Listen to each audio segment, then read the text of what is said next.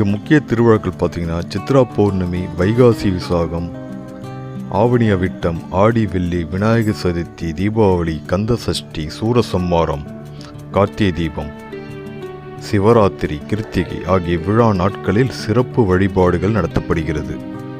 தமிழ் புத்தாண்டு விழாவின் போது மிகவும் சிறப்பான உற்சவமாக கொண்டாடுகின்றனர். இந்த கோவில் திறக்கும் நேரம் காலை 6 மணி முதல் 1 மணி வரை மற்றும் மாலை 4 மணி முதல் இரவு 8 மணி வரையிலும் திறந்திருக்கும்.